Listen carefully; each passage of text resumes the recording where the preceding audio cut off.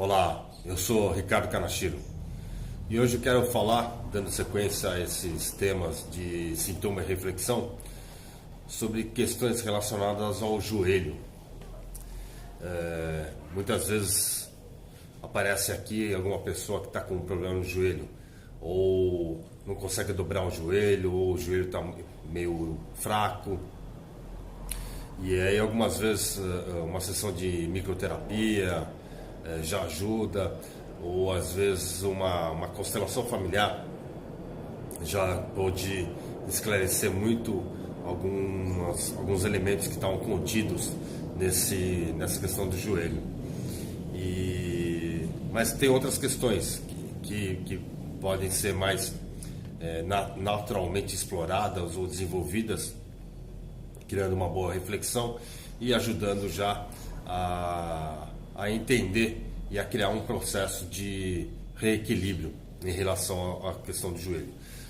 Ainda assim, dependendo de como você está, vale a pena a consulta ao seu médico, a consulta a um médico ortopedista, talvez a um fisioterapeuta e o seu próprio terapeuta, para saber o que é que está acontecendo e como pode ser corrigido, arrumado isso, tá?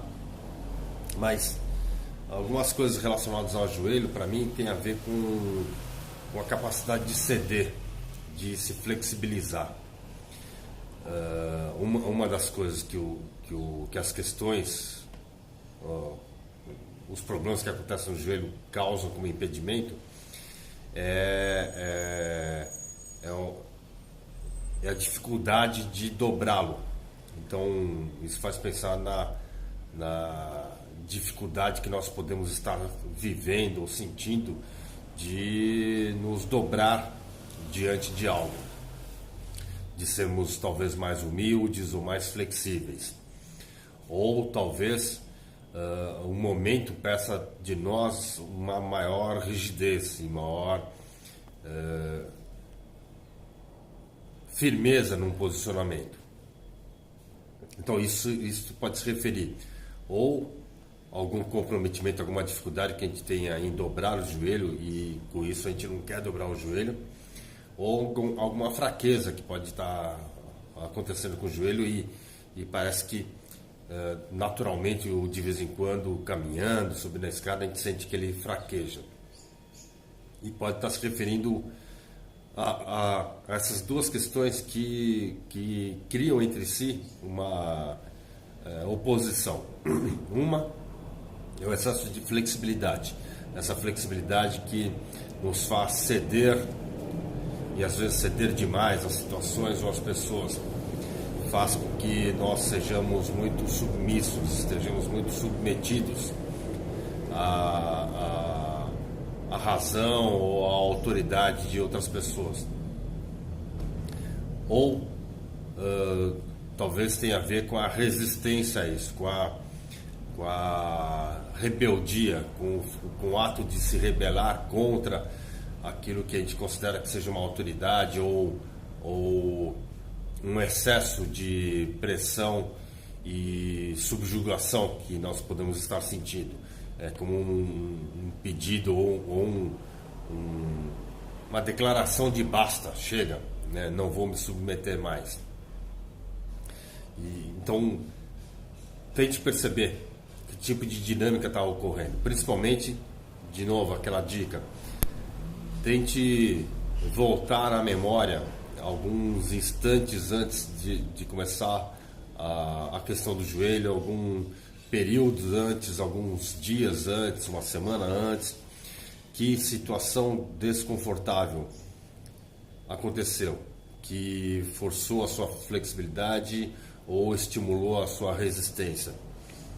Às vezes, a questão do joelho pode refletir um excesso de orgulho e muito pouca humildade da nossa parte.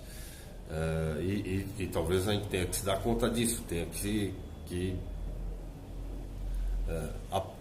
estimular mais o nosso bom senso e a nossa empatia em relação às situações.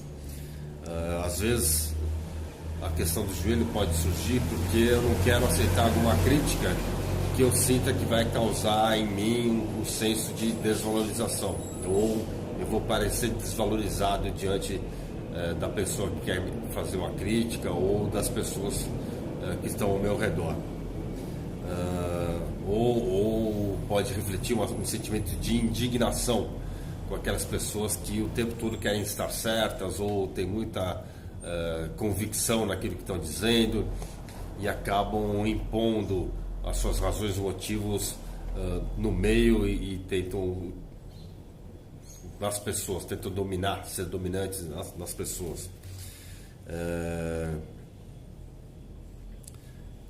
Às vezes vem como reflexo de um sentimento ruim, um sentimento de culpa que a gente carrega por ter razão, por ter feito a coisa certa.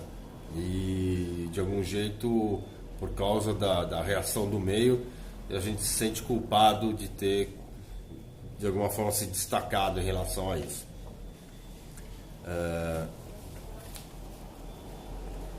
A questão do joelho é uma questão muito recorrente. Eu lembro de uma conhecida, uma antiga cliente que tinha um padrão muito desconfortável, ruim mesmo, né?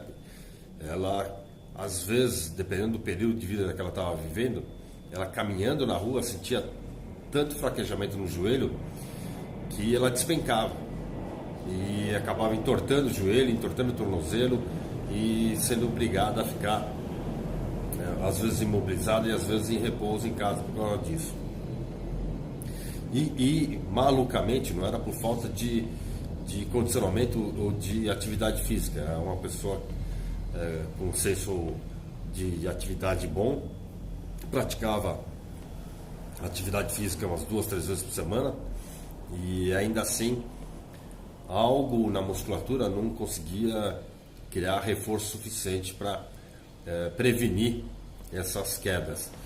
E conversando com ela, trabalhando com ela, nós fizemos primeiro uma micro para ver se tirava a toxicidade do que estava instalado lá. Ela sentiu que estava um pouco melhor, um pouco mais relaxada e acabamos fazendo uma constelação. E na constelação apareceu algo de raiz que era de algum jeito ela nunca ter tido chance de se posicionar com firmeza. Sempre que ela tentava dar a opinião dela ou se posicionar, ela era reprimida e cerceada pelos pais.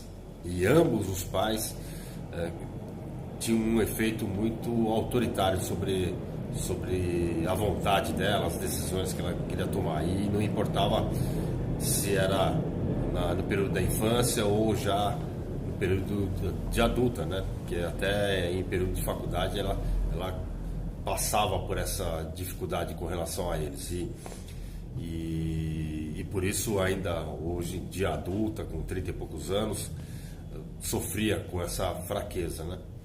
E depois que nós reorganizamos algo relativo a esse processo com relação aos pais dela, através da constelação, ela pôde mudar isso, né? E pôde mudar a própria atitude, comportamento diante de algumas situações que ela sentia que eram abusivas, sem precisar brigar com as situações ou entrar em rebeldia rancorosa e vingativa, né? Diante para preencher essa frustração que ela carregava desde a infância, mas criando uma boa negociação com um argumento positivo, assertivo e que dava a ela a confiança e a convicção de que também seguia pelo caminho certo e tinha decisões corretas e se posicionava bem e melhor dessa forma. Então pense sobre isso, pense sobre o que está acontecendo com você, o que pode ter sido o desencadeador dessa questão do joelho que você está vivendo, ou que alguém esteja vivendo. Sempre se lembre de perguntar o que aconteceu alguns dias antes, um pouco antes, que pode ter causado esse desconforto, ou desconforto de precisar se flexibilizar, ou de excesso de flexibilização diante das situações e de pessoas, tá bom? Se cuide, trate-se bem, eu estou do seu lado, eu apoio você, eu vejo você. Eu vejo que é difícil às vezes encontrar esse ponto de equilíbrio. No final é erro e tentativa. E no final, por isso e para isso também, tantos trabalhos, tantas técnicas, tantos caminhos de reequilíbrio existem e vão continuar aparecendo e existindo. Então, são recursos para a gente utilizar. Eu estou compartilhando alguns com vocês. Tá bom? Curta se você curtiu.